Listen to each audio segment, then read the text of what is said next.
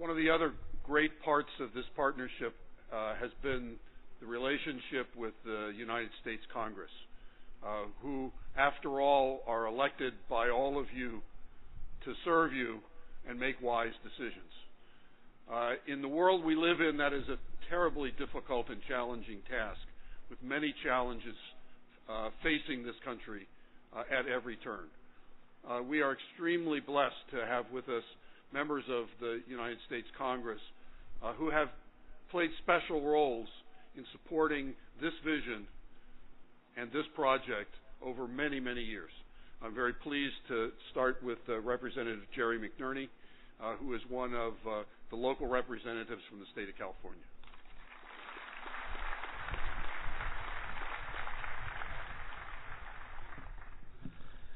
Good morning. I'm truly honored to be speaking here at this historic dedication at Lawrence Livermore National Laboratory, but I'd first like to acknowledge the officials here this morning who have worked hard for this facility, including Senator Dianne Feinstein, Governor Arnold Schwarzenegger, Lieutenant Governor John Garamendi, my colleague Congresswoman Zoe Lofgren, and especially my colleague Congressman Ellen Tauser, who's been a tireless champion for NIF over the years. I also want to recognize Lab Director George Miller, Dr. George Miller, and NIF Program Director Ed Moses for their dedication to the scientific endeavor here at the labs. The real heroes, however, are the scientists, engineers, technicians, and the administrators here at the lab who have worked day in and day out over the past decade to pursue their vision of the National Ignition Facility. As a graduate student in mathematics, I explored the fusion-related equations and dreamed of the day when scientists and engineers could develop the power and the precision to achieve thermonuclear ignition.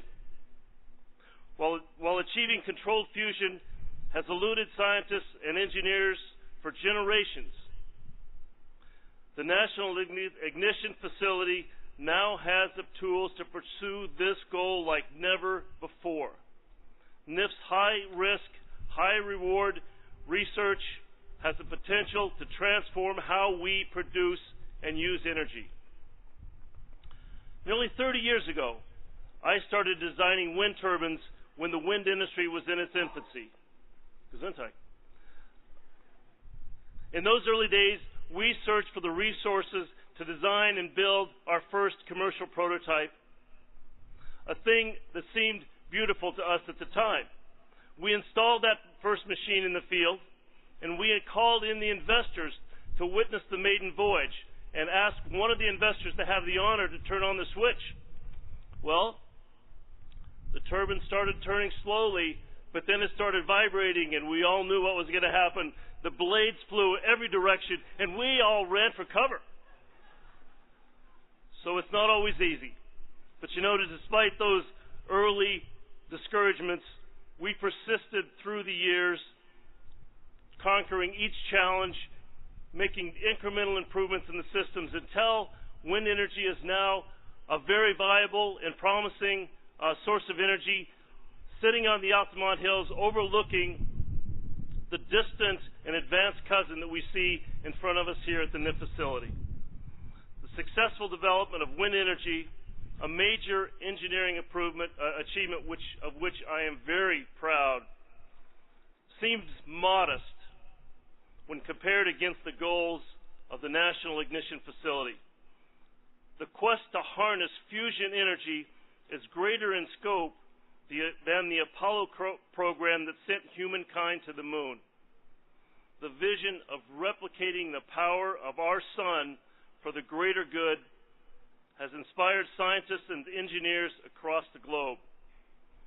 I hope the achievements of this project will inspire a new generation of students in our great nation to excel and strive towards scientific discoveries that benefit all of mankind.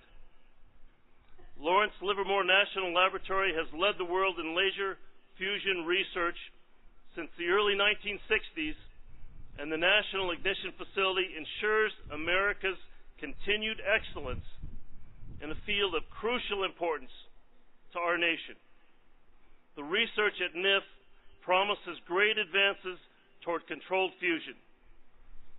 Today we're here to celebrate both the hard work that has brought NIF to this point and to celebrate the opportunities that lie ahead.